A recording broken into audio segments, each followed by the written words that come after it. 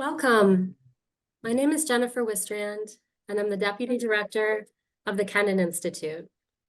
Thank you for joining us to discuss how is Turkey's place in the broader Turkic world changing? This event is co-sponsored with the Wilson Center's Middle East program and with the Oxa Society for Central Asian Affairs. Before I introduce our guests, I'd like to encourage you to stay up to date on the Kennan Institute's work by visiting our website and subscribing to our events and publications. So today's guests, who I'm very honored to introduce, are Asel Tutumlu, Meliha Altunishik, and Orhan Gafarli. Asel Tutumlu is an associate professor in the Department of Political Science at Near East University. She writes on both domestic and international policies and practices of Central Asian states. Her work has appeared in Central Asian Survey, the Security Journal, Social Dynamics, and the Journal of Eurasian Studies, among others. Meliha Altunishik is a professor of international relations at Middle East Technical University. She's also a non-resident fellow at the Middle East Institute in Washington, D.C. Her work focuses on Turkey's foreign policy and international relations in the Middle East broadly. Her areas of expertise are regional orders, rivalries, interactions between domestic and foreign policies, ideology, and pragmatism in foreign policy. Finally, Orhan Gafarli received his PhD in International Relations from Ankara University. The title of his dissertation was In Search of Identity in Russian Foreign Policy, Historical Analysis of Breaking Away from the West. He was a research fellow at the Davis Center for Russian and Eurasian Studies at Harvard University in 2017 to 2018. His areas of expertise include Eurasian studies, Russian-Turkish relations, and energy security. After our guests speak, there will be an opportunity for our audience members to ask questions. If you have a question for one or several of our guests, please submit your questions via the Q&A function at the base of your Zoom screen, and please include your name and affiliation when doing so. So with that, I'd like to start our discussion, and I'll turn first to Asel. Asel, I'd like to ask you, how has Turkey's relationship with former Soviet Central Asia changed from 1991, which marks the former Soviet Central Asian states' independence from the Soviet Union, to the present? What have been some of the political or diplomatic milestones in the relationship? And what have been some of the political or diplomatic setbacks? Okay, well, thank you so much for organizing the webinar on this great topic. And thank you so much also for the introductory question. It made me actually think about potential periodization and really kind of reflect the position of Turkey inside Central Asian states, or Turkey inside Central Asian states and broader kind of Eurasian space. And if we think about the periodization in the past 30 years, I would characterize the kind of the first period of 1991 to 1998 or the beginning of 2000s, where Turkey positioned itself as a kind of a big brother in world capitalism. And it was a very kind of chaotic time for Central Asian states and also for states in the Caucasus, where Turkey came in with this aspiration that it can assist these newly independent states in state building, because it considered itself as a model of democracy in the Muslim world, and also in economic development and to kind of revive cultural ties that were severed because Central Asian states were in or under the Soviet Union. It was the first country to recognize independence, and indeed, it was also very fast in really introducing the aid packaging and technical assistance through the organization, Turkish Cooperation and Coordination Agency, that was actually created to assist Central Asian states and Azerbaijan in slow transition, so to say, from the Soviet past to the capitalism and democratic transition. Economically, Turkey was one of the main sources of consumer goods in the region during that period. And it was actually important because Central Asian states ended up without access to the consumer goods because of the crisis of non-payment. And our economies were largely based and built by large enterprises. And these enterprises were mainly involved in the production of agricultural goods and natural resources.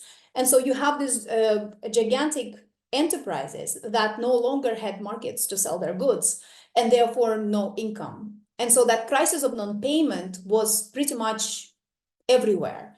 And since majority of consumer goods were produced in, so to say, European part of the Soviet Union that included Belarus, Ukraine, and Russia, the basic consumer goods were not even available. And so Turkey really kind of filled in that particular market space where the majority of people who ended up to be unemployed ended up doing the shuttle trade. And that literature, I think, I mean, is very much discussed and described in the literature.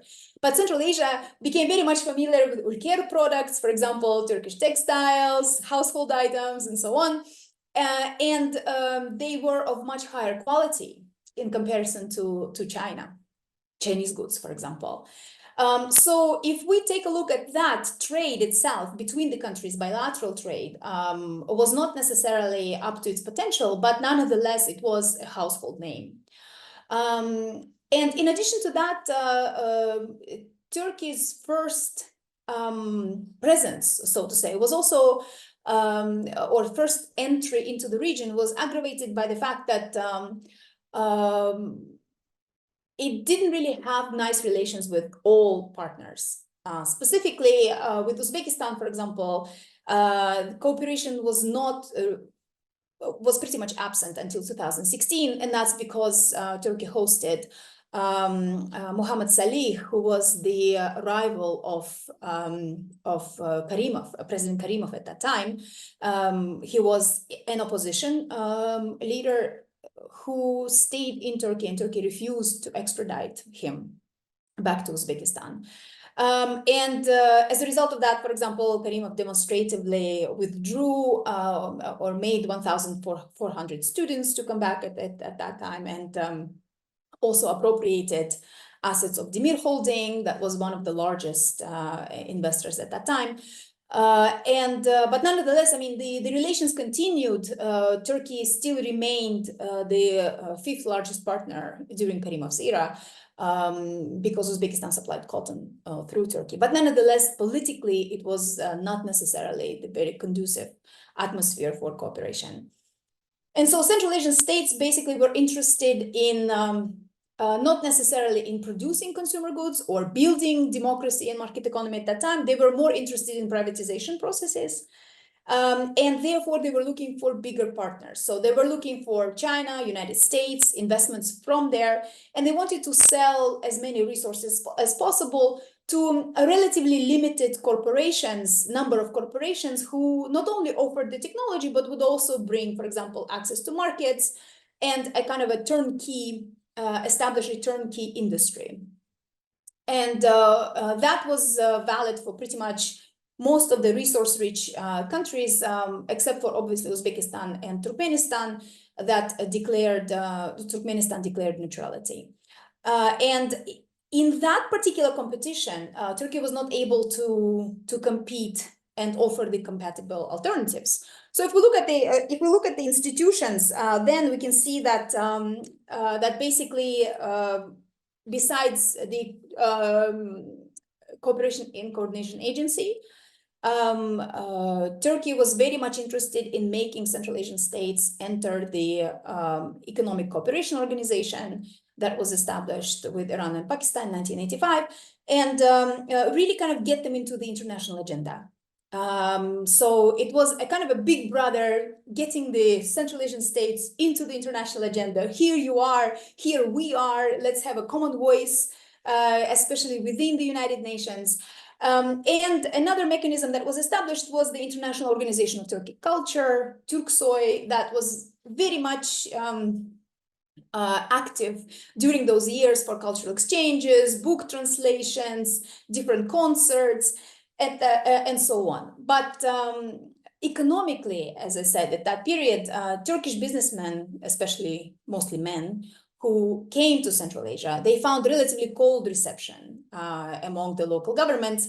Particularly, people didn't like the positionality of Turkey as a big brother, or a kind of get the advice of a know-it-all older sibling.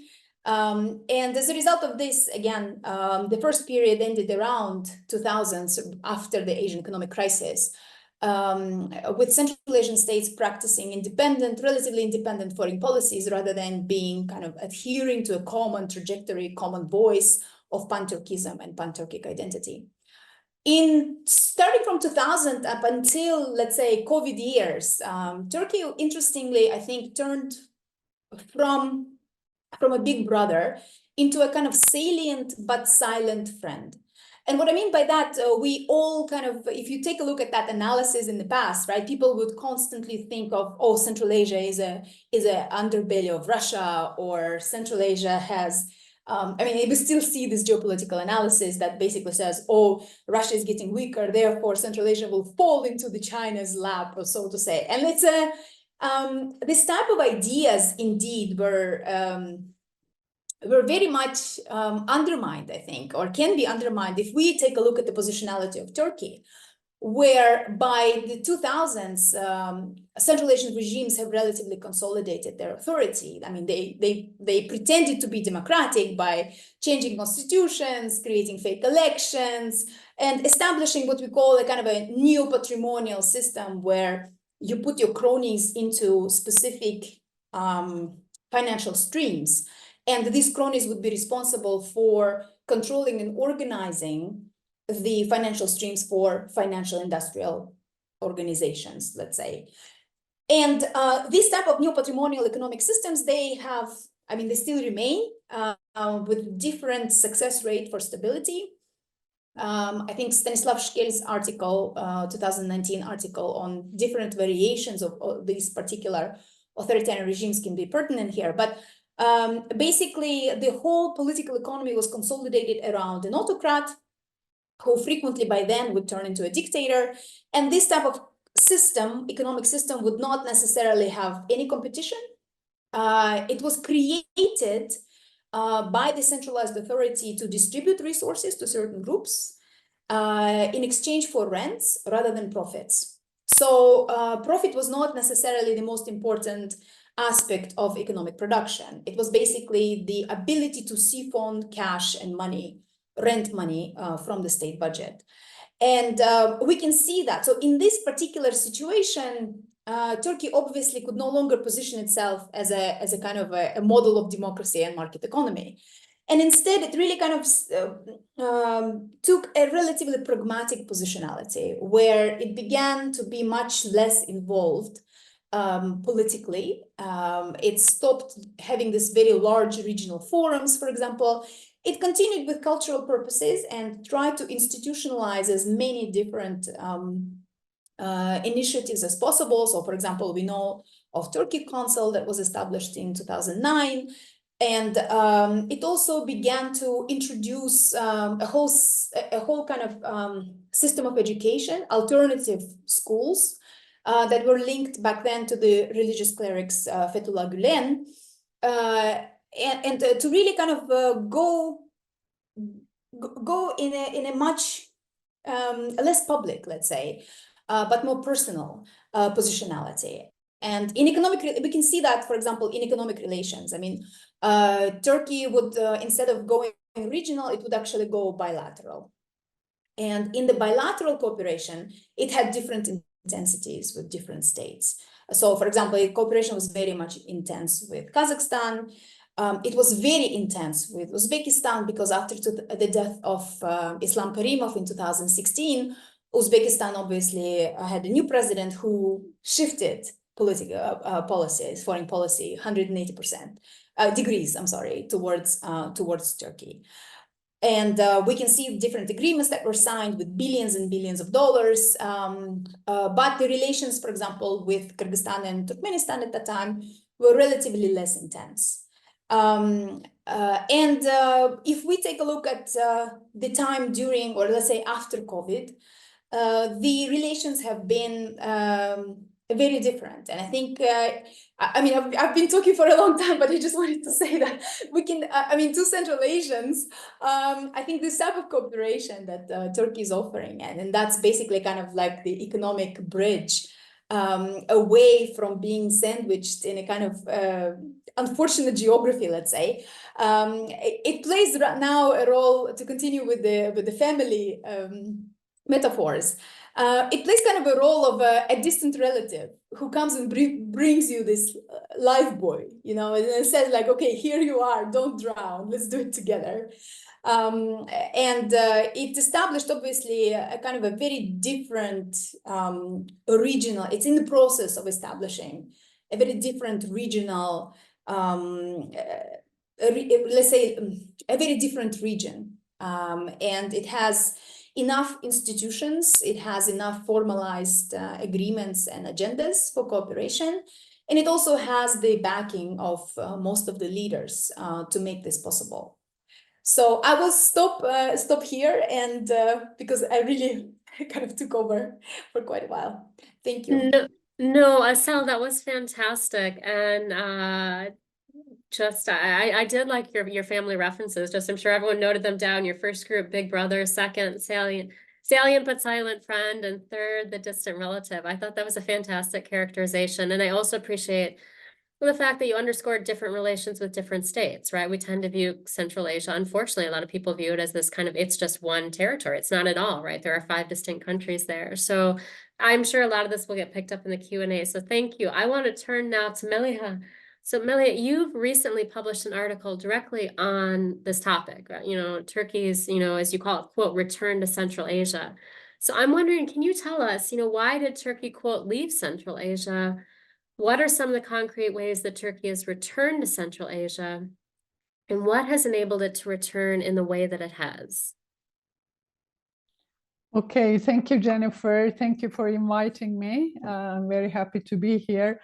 Well, before talking specifically about about these questions, let me tell you that in this article, I try to develop this framework where I try to understand Turkey's foreign policy by looking at the interaction between the global shifts, global systemic shifts, regional developments, and Turkey's domestic developments. And I basically argue that, you know, the interaction of these 3 levels created differences in Turkey's foreign policy. Actually, Asel talked about, you know, this initial era as well from 1992 onwards, where there was a lot of euphoria on the part of Turkey, you know, being reconnected with this region after the disintegration of the Soviet Union. And Turkey became very much involved and developed comprehensive foreign policy from economic, political, security areas vis-a-vis this region. But then when we came to 2000s, that's what I call, you know, a period where Turkey was basically retreating from Central Asia as the way it was involved in the 1990s. And again, if we go back to this framework that I tried to summarize at the beginning, there were several reasons for that. I mean, in terms of external actors, global relations, one of my arguments is that when there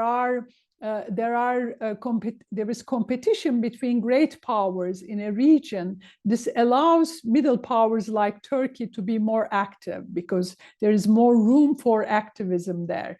But in the 2000s, in the post 9/11 era, the relations and the US involvement in Afghanistan, the relations in Central Asia, a neighboring region, became securitized. And you know, one of the aims became preventing Islamist radical movements spreading in the region. And there, Russia and the US in that moment had a common objective. And that sort of, that sort of created less room for maneuver for middle powers like Turkey. Regionally also, I think, again, I think Asel mentioned this, some countries like Uzbekistan and Turkmenistan became increasingly wary and suspicious of Islamist groups based, originally in Turkey, their activism in Central Asia, and they were also a bit suspicious of the AKP, Justice and Development Party, which had just come to power. So, which meant that Turkey's engagement with Central Asia became largely bilateral and not having a regional dimension so much as it did in the 1990s. Of course, relations with Kazakhstan and Kyrgyzstan continued in the 2000s to some extent, but this active involvement and this vision of a region with which Turkey engaged with began to erode in the 2000s. And finally, the Justice and Development Party, especially in the first decade, started to put much more emphasis on other regions and Turkey's relations with other regions, particularly with the EU and the Middle East. Middle East became very important in Justice and Development Party's foreign policy. So in the priority list, Central Asia was no longer at the top. So I think all these reasons led to sort of, less activism on the part of Turkey in Central Asia. But starting in 2020, we can again observe an increasing activism on the part of Turkey in Central Asia.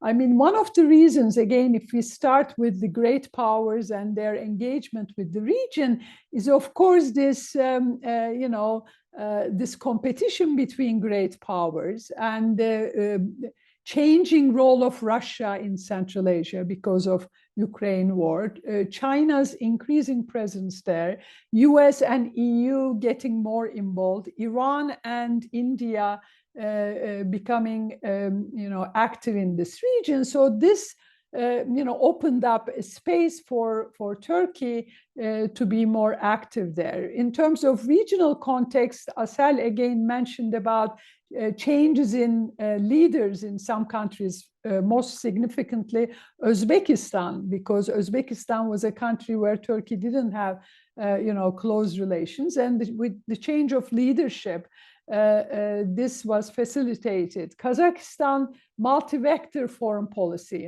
they call it, which basically means diversification, And we have to realize that in this age of global shifts, all countries are trying to diversify their relations. They don't want to put all their eggs in the same basket. So in a way, this allowed Turkey to be more active. And domestically, especially after 2016 coup attempt in Turkey, AKP became more active also in Central Asia, especially working against Fethullah Gülen schools. And for that, it tried to sort of cooperate with the regimes there to achieve that objective. And also basically after 2016 in Turkey, since then we are seeing this nationalist coalition, AKP with the MHP. Of course, for MHP, traditionally Central Asia, Turkic world is important. So what we are seeing now is again sort of a construction of this frame of a Turkic world. So again, Turkey using this ethnic and ideational framing to enter to Central Asia as an entry point. as something that differentiates Turkey from other actors that we already talk about. So again, having this sort of regional vision, trying to engage Central Asia. There are some similarities and differences from the 1990s. I mean, one of the similarities I already mentioned, this regional outlook in addition to bilateral relations. But there are also other similarities. Again, you see emphasis on connectivity. What do I mean by that? Railways and road constructions, etc. This connectivity, Turkey as a bridge. Asel also mentioned between Central Asia and the outside world, especially Europe.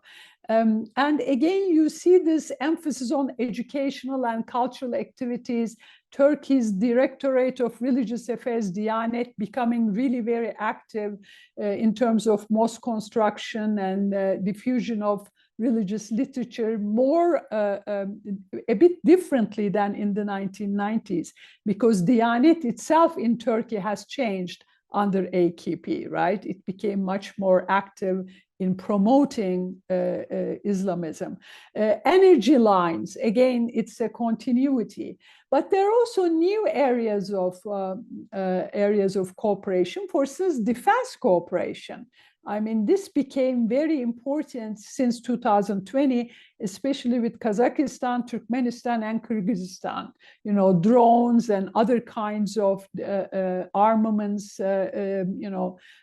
we started to see. So this is a new feature that emerged in the new era. So what I can say is that there are some continuities, but there are some differences in continuities, like this religious aspect of the relationship, and there are new areas of cooperation. And finally, an important difference is that in the 1990s, Turkey's activism in Central Asia was very much in coordination with the United States. I mean, remember Baku-Tbilisi-Ceyhan, pipeline project. The U.S.'s support there was important. The U.S. promoted Turkey as a model to these countries, etc. So it was very much, and Turkey tried to bring these countries to the Western institutions, like with NATO Partnership for Peace initiatives, right? Training of the military of these organizations, etc. Whereas in 2020s, this new, activism of Turkey is not happening, together with the United States. And this is, of course, when you think of, in general, the problems in Turkey-US relations, this is kind of understandable. And Turkey's quest for strategic autonomy, in recent years, it plays out here as well. Of course, this doesn't mean that there are no opportunities of cooperation. Maybe we can talk about that later. So I don't want to go on any further for this question. It's an interesting era of Turkey's re-engagement with this region. It's relatively new, and we'll see how it developed, but it's based on, again, this ideational element, Turkic element, which also includes Azerbaijan, of course, in this framing. Thank you very much. No, Melia, thank you. That was fantastic in terms of, again, and I hope we'll get to talk a little bit about the framework more for your article and the Q&A. But just again, I liked the continuities, some continuities and some new things, like underscoring the defense, right? Becoming an important part post-2020.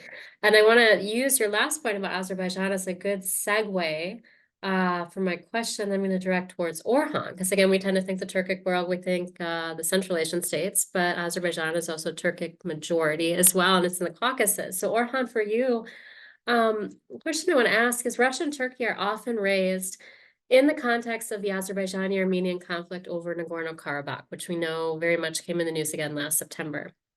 How would you characterize their respective roles in the conflict leading up to last fall's military intervention, which resulted in Azerbaijan regaining control of Nagorno-Karabakh? What roles do you think the two regional powers, again, Russia, Turkey, will play moving forward, and why do you think that? Thank you so much. Very interesting questions. Relations between Turkey and Russia addresses different regional issues. And in the last decade, these two regional powers in Eurasia tried to negotiate the negotiation, bring own interest closer. The capacity of Turkey and Russia to find common interests on Azerbaijan should be assessed in the context Azerbaijan's relations with its neighbors and Baku's efforts to establish a close dialogue and developing trust between Ankara and Moscow are based on balance of foreign policy. And also the strategic relations between Turkey and Azerbaijan have dimensions that may distribute Russia. But Azerbaijan always tries to pay attention to in these sensitive dimensions. For example, Azerbaijan has been careful to ensure that its relation with Turkey don't irritate Russia. And Azerbaijan's balancing foreign policy has ensured that relations between Turkey and Russia in South Caucasus are not strained but try to harmonize. As an example of its geopolitical form in the South Caucasus region, for example, Azerbaijan has emphasized multilateral cooperations beyond the West and Eastern polarizations. And stabilization of relations between Turkey and Russia in South Caucasus direction can only be achieved through the effort of the countries in this region. It's my opinion. And likewise, Azerbaijan and Georgia or Armenia have always received support from Turkey against Russia. But therefore, it's important what the countries of the South Caucasus want and what kind of geopolitical vision they have.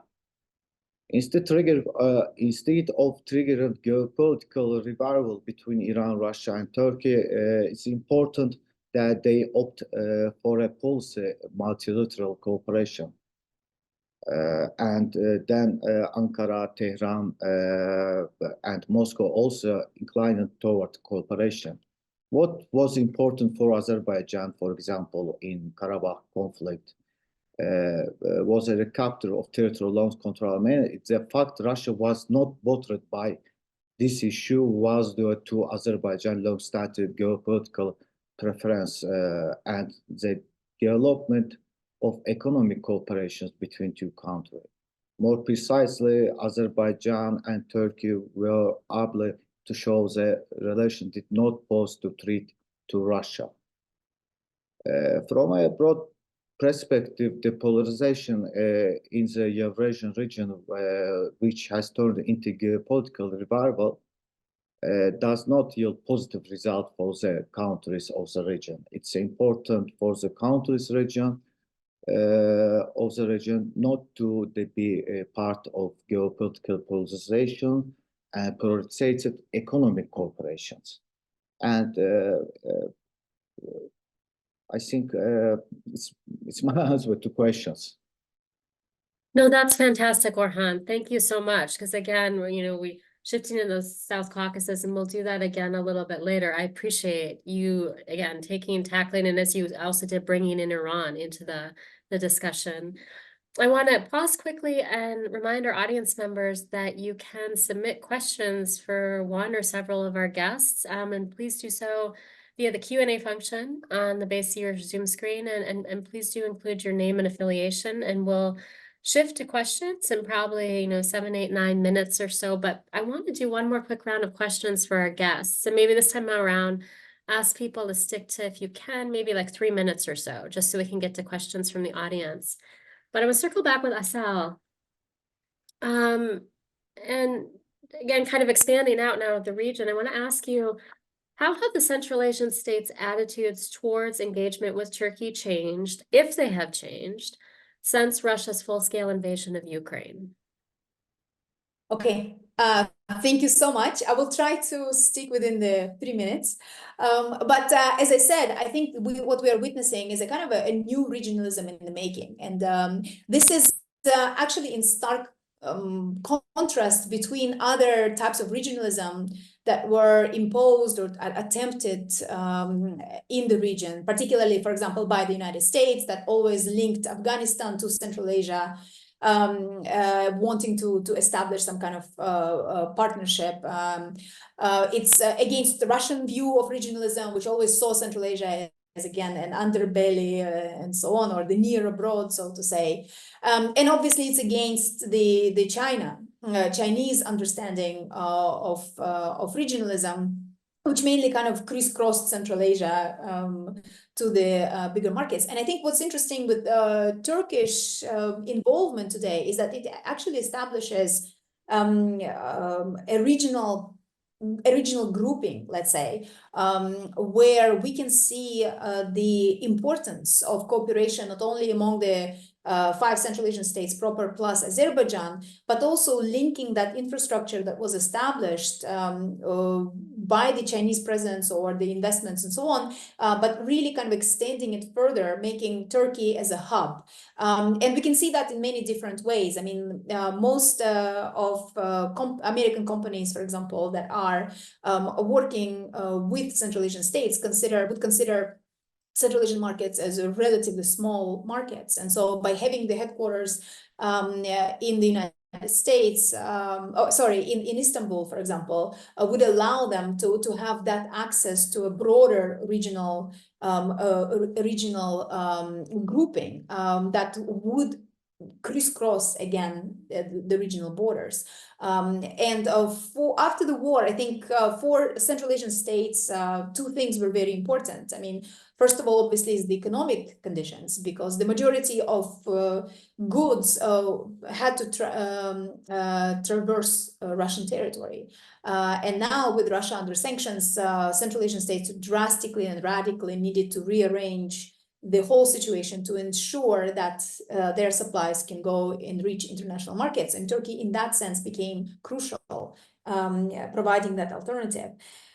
In addition to that, it also there was an opportunity that appeared since Russia and Ukraine no longer produced, so to say, or supplied fertilizers and grain to the international markets. Now Kazakhstan potentially could again not necessarily completely compensate, but at least send its own grain to the international markets as well.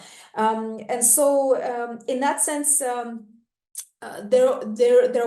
Turkey again establishes this alternative to the economic condition or predicament that Central Asian states found themselves in. And that's why I have this, I mean, the thought of buoy, right? Where you kind of just give the a person who sinks a life, an opportunity to survive, basically.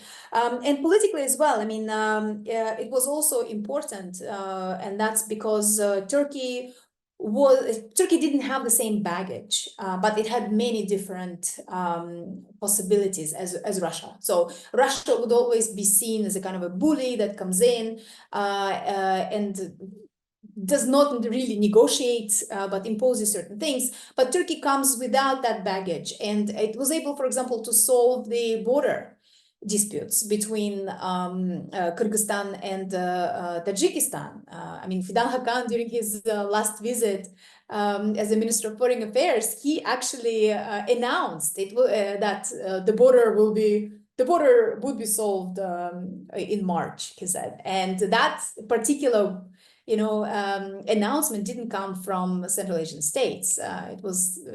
It came from Fidan Hakan, so obviously that was a big deal. So Turkey does have not only, as I said, economic, but political opportunity to really establish a new regionalism in Central Asian states. And in that sense, I completely agree with Dr. Meliha that we are witnessing a new kind of involvement, right, in the construction of regional politics and the regional view of Turkey. That was fantastic, Sal. And I actually just want to underscore, I really liked when you, throughout the term, we talk about like no baggage, right? But it made me think with both what you and Meliha talking about, right, the number of ways that Turkey has reinvented itself over the years and actually been able to do so, right? Whereas if you think about if Russia or China or others were to attempt to reinvent themselves in that ways, I don't think it would necessarily be successful, right? But Turkey has been very thoughtful and strategic in the way economically, socially, politically, culturally. It's really fascinating. Meliha, I want to turn to you now with another question. I want to again reference your article, your recent article, and encourage everyone to take a look at this article as well, very recently published. But you note that Central Asia is much more, crowded now than it was in the 1990s, and you referenced this before. So in addition to Russia vying for influence, you also have China, India, Iran, and even the EU and the US. How is this crowded environment impacting Turkey's return to the region and regional alliances more broadly? So, Organization of Turkic States, Eurasian Economic Union, Collective Security Trade Organization, among others. There are so many alliances that have proliferated in the last few years.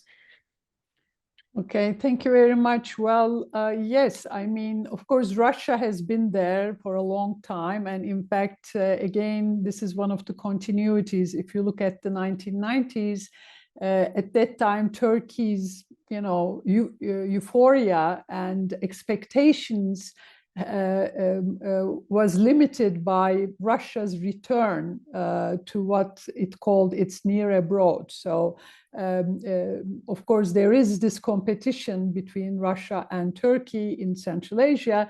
This is continuing. And one of the elements of Russia's concern about Turkey's activism in this region is this concern about possible rise of pan-Turkism. I mean, this constantly comes up in Russian perspective towards Turkey's activism in Central Asia. So that element with now re-emphasis on Turkic Council and this Turkic, solidarity, etc., in discourse, this again seems to increase concerns in Russia about pan-Turkism. But there is also the reality of, after the invasion of Ukraine, Russia's hard and soft power in this region is a bit declining. So in that sense, this is important in terms of Turkey's activism. China is very dominant in the region, and its economic relations with this region is really very important. And compared to China, for instance, Turkey's economic relations with this region is minuscule. It's almost nothing. So it's really hard for Turkey to compete with this. There is, of course, with all the other actors, Turkey is competing, but at the same time looking for ways for cooperation. And it's the case with China as well. And for instance, what Turkey did recently is to push its idea of middle corridor, in recent years. Again, this was an old idea of Turkey, a middle corridor. And now with Chinese interest in Belt and Road Initiative, Chinese Belt and Road Initiative, and this connectivity project that it has been promoting, Turkey tried to insert its middle corridor idea to this Chinese project. And for a long time, China was not interested, but then with the Ukraine war, with Northern Corridor losing its viability, again, Turkey has been trying to cooperate with China in Middle Corridor. But there are limitations there as well, because for China, this region is not just an economic region or transportation region or energy region. This region is a neighbor to Xinjiang province. So there's a security concern as well. And for instance, you see these kinds of concerns in China's relations with Turkey, because although the current Turkish government does not bring this issue up, Uyghur issue, constantly, but China is aware that this issue is still there and Turkey can pick up this issue. So therefore, there are limitations there as well. This region is very important for Iran, especially in recent years. Iran has been saying that this is one of the priority regions for Iranian foreign policy. So clearly there's a competition there as well as two regional powers. Again, this is not new. In the 1990s, the two countries competed over influence and over energy projects, pipelines.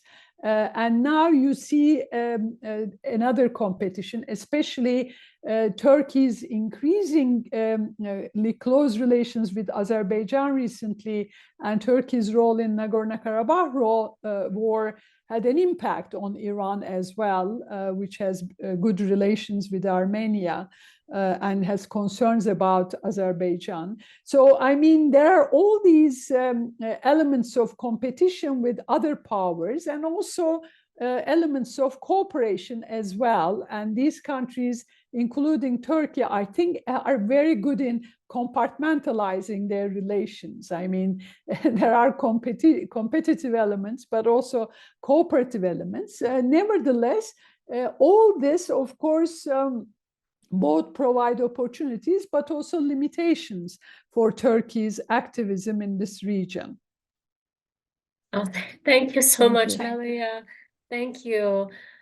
I want to, and my colleagues are reminding me of the time here, so I want to give Orhan one final question, then open it to Q&A because we've got a lot of questions that have come in from our audience. So, Orhan, since actually I see a number of the questions are there towards you as well, can I ask you the question I'm going to ask you if you can keep it just to about 90 seconds, and then we'll switch over to Q&A from the audience. So it's kind of a quick summation we'll use, but I'm wondering, Orhan, can you tell me to what extent, and this kind of builds on what Melia was saying, to what extent do you think Turkey can play a role in shifting the South Caucasus and Central Asia's political, economic, and other interests, kind of to the West or other countries as opposed to Russia or China?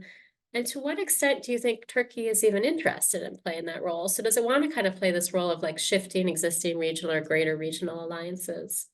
Okay, I can try to short answer. Last to say it, I think Turkish foreign policy in South Caucasus and Central Asia is not built on competitions with China and Russia. It's my opinion. It's also because also to cooperate with other regional power in security and economic in the Eurasian region. Therefore, Turkish political economic relations with country are based on multilateral cooperations and geopolitical balancing mechanisms. The relations developed within a framework, for example, the organization of Turkish state are based cultural and political and economic cooperation. But this has we need to understand this has emerged not only from the demands of Turkey, but also from the demands of the countries in the Central Asia and Caucasus. I mean Caucasus in Azerbaijan. On the other hand, countries in South Caucasus and Central Asians cooperated with China and Russia with a framework bilateral and international organizations. For example, with China in Shanghai Cooperation Organizations, with Russia in the Eurasian Union, and with military organizations. And Turkey is a corridor between to the west and east for South Caucasus and Central Asian countries. It's very important geopolitical moment, and economic and political utilizations of these corridors is important for creation economic corridor. And Turkey understand its geopolitical positions and help its relation with West as economic corridor. For Turkey to become an economic corridor is very important. The countries of Central Asia and Caucasus need to be good relations with their neighbors, with Russia, with Iran, with China, and Turkey doesn't want the Central Asia and Caucasus countries to fall out with China and Russia, and it will be neither benefit for Turkey and nor the countries in the region. On the On the contrary, it wants the relations of Chinese middle corridor. Before we talk about Belt and Road and middle corridor. And for example, North and South corridor is very important between Russia and Turkey. And these corridors, position of Azerbaijan, Armenia, Georgia, very significant. And Turkey does not have staunch ally the West behind it. And for my opinion, the Turkish foreign policy is characterized by strategic autonomy. I think it's a new, let's say, it's a new foreign policy in Turkish establishment, and the strategic autonomy means multilateral foreign policy access. And Turkey is trying to build strategic autonomy toward a regional centered foreign policy, which concepted introduced by former Foreign Minister Ismail Cem before Erdogan era. And as response to your questions, I would say Turkey is not playing the role of a vis-a-vis China and Russia. I think that shape of international relations has changing significantly after Cold War, and Turkey conducted a policy that prioritized its own interests and in the changing global politics. It's building its own strategic autonomy in foreign policy with multilateral foreign policy, regional centric cooperation. So likewise, we see similar policy in European countries, in Britain and United States. It's my short answer. No, thank you, Orhan. And I gave you a very unfair trying to condense a very complex question in 90 seconds. So you did fantastic. I appreciate it. We've got a large number of questions that have come in. We're not going to be able to get to them all. So I will do a sampling, and I will just ask my guests if you guys can keep your answers very short. Just really give, your 30 to 45-second answer so we can get through as many questions as possible. First question I want to ask comes from Kathy Kosman. What role do Russia's Turkic minorities play in its policies towards Central Asia and Azerbaijan? And anyone feel free to jump in and answer. Which questions this I want to read? The question is, what role do Russia's Turkic minorities play in its, meaning Russia's policies towards Central Asia and Azerbaijan, if they do play a role? Anyone have a response to that? We're kind of looking at Turkey. Sal. Try. Well, I can try both because I think right now there is much stronger link, and there is a much stronger understanding that Russian, let's say, presence and the Soviet presence in the region was very much colonial in its nature.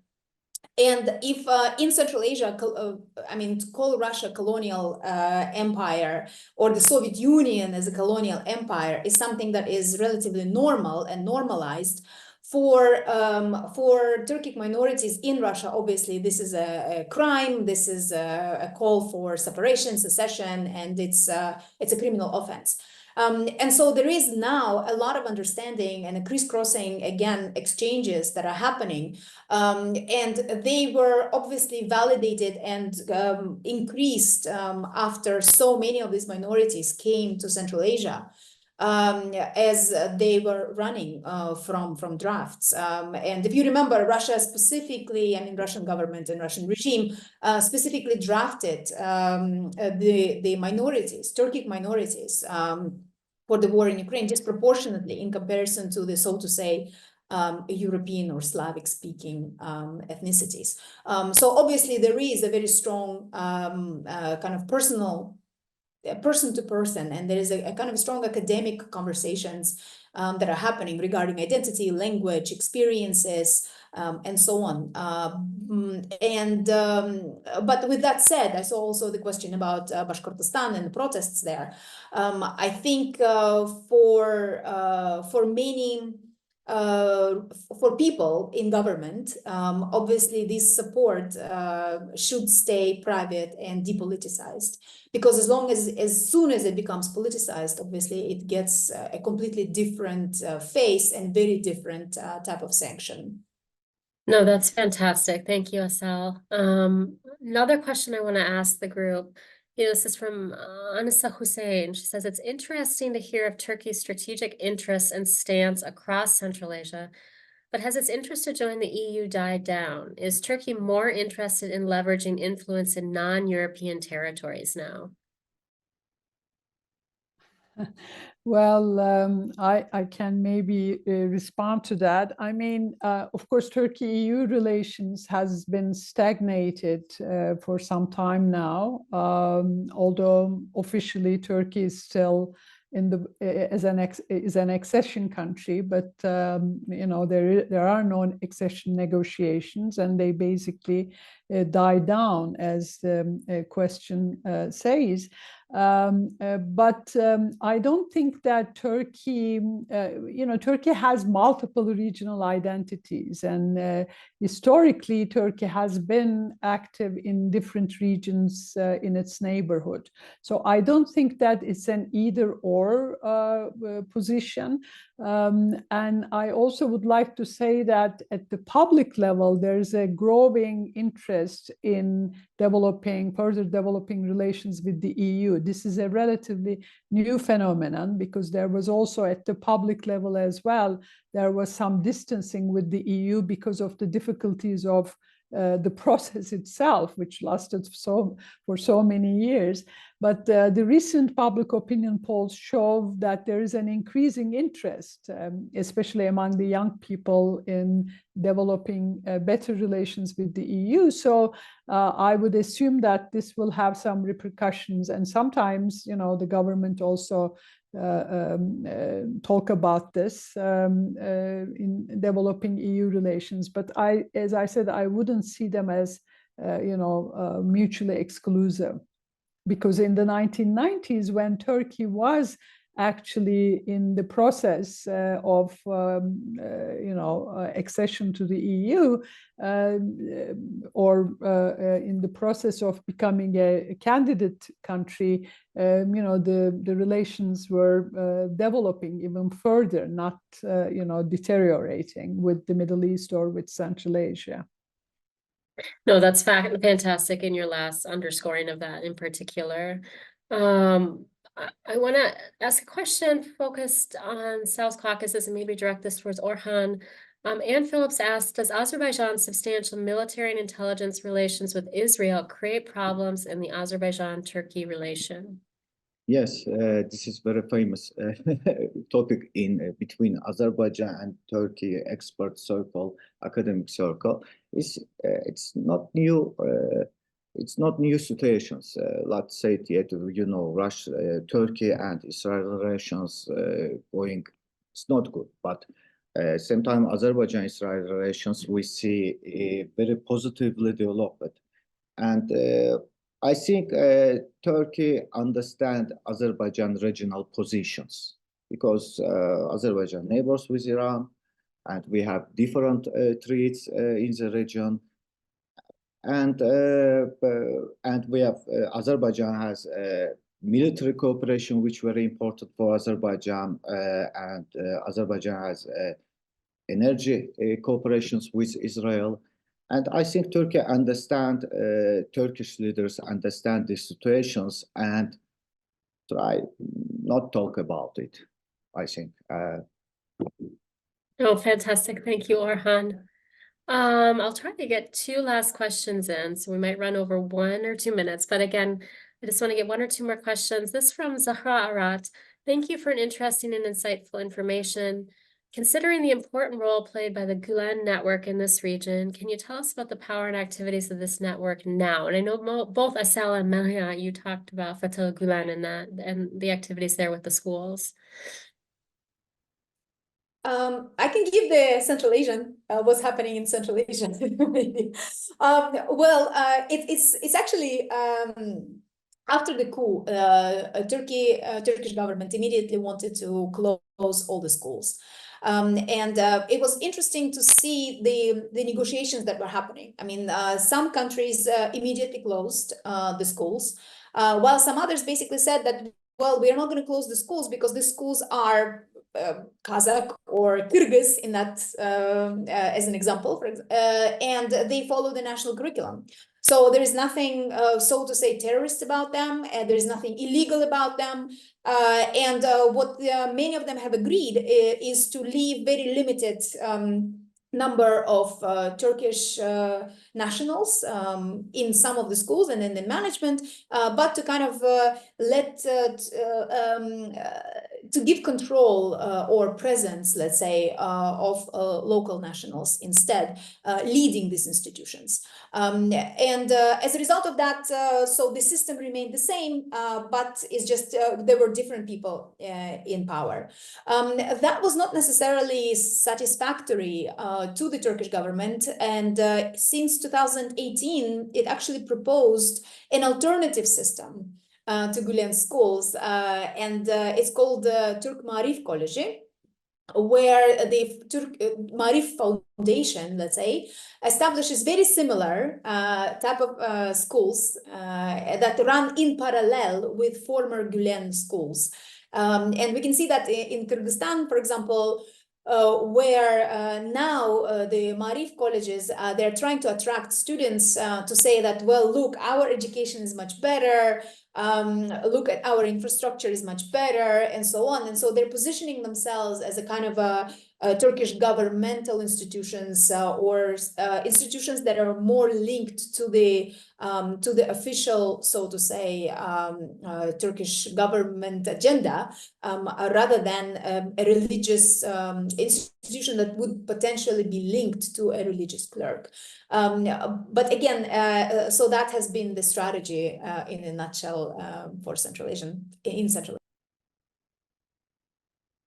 Oh, fantastic. Melia, did you want to add anything on to? No, I completely agree. I mean, there was varying degrees of cooperation. As Asel said, especially Kazakhstan and Kyrgyzstan was reluctant to close these schools immediately. But Marif Foundation, this new institution that the government established, and they work in Africa, in different parts of the world, and try to sort of replace these Gülen school network, also works actively in Central Asia.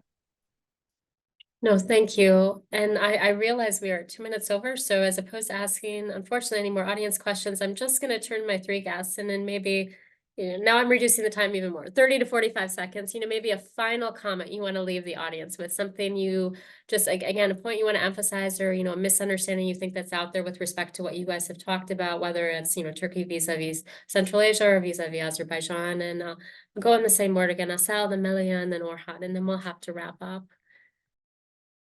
I would say basically that it's very convenient for the majority of analysts to think in geopolitical terms. But I think after the Russian war in Ukraine, we need to shift our lenses. And we need to shift our lenses to the point that there is no competition, but there is indeed a multiple, I like the word compartmentalized, right?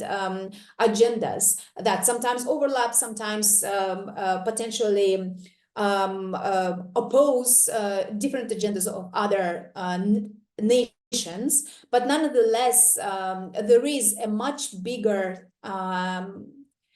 agency of Central Asian states, Turkey, and their ability to really negotiate and put their national interests up front.